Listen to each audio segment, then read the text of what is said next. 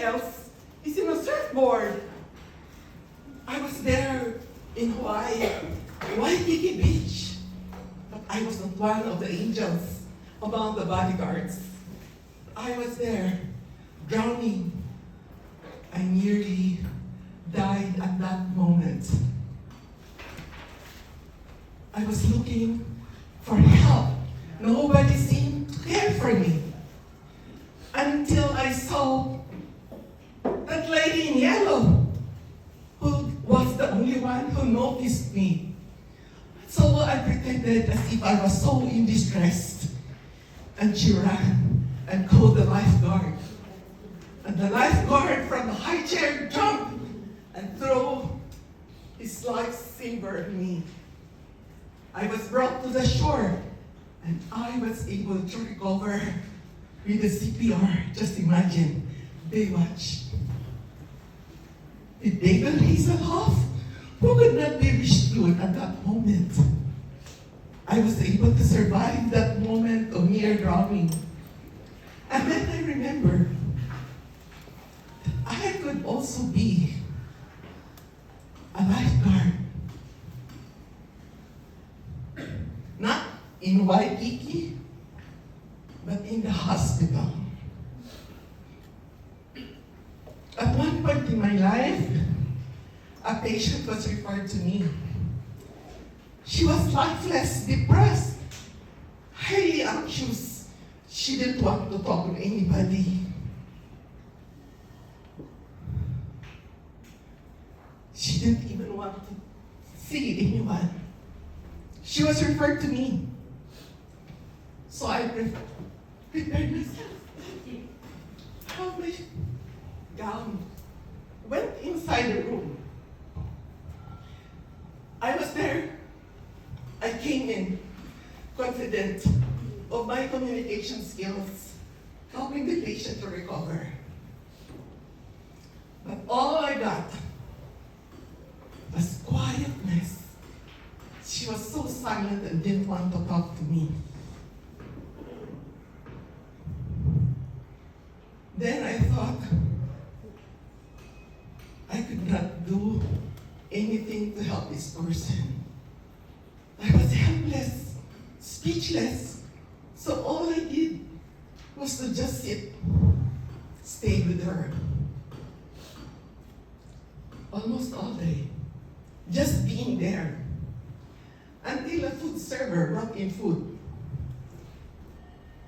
So I stood up, changed my role as though I am a food server, and offered her her food. Would you like to take your food? No! She was mad at the world. The patient was sipping her lips for a week. Didn't want to talk. But that moment, she decided to speak with me. All I needed was to be there, present, and talk to her. That taught me a lesson.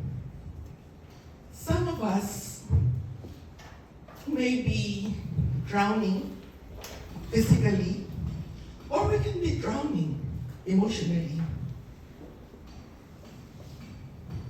Unless somebody stand by our side and listen, sometimes we feel the world is not moving at all. It's like the water is above us, just like what Judy Recolta said. Sometimes it does not need a water for us to feel like we're drowning. As a nurse, I learned that many of our patients are just there, waiting to be helped. Then I realized that I could be a lifeguard. At the same time, I could be like that angel.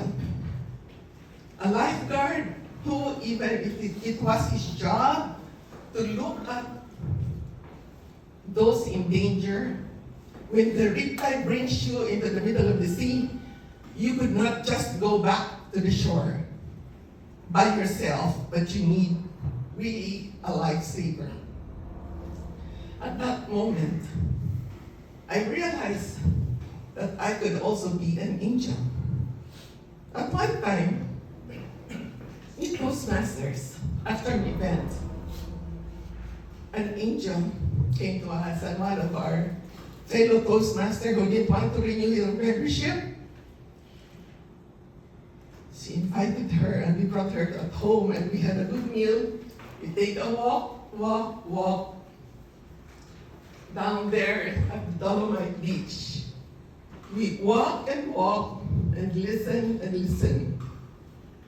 After that afternoon, she decided to rejoin Toastmasters.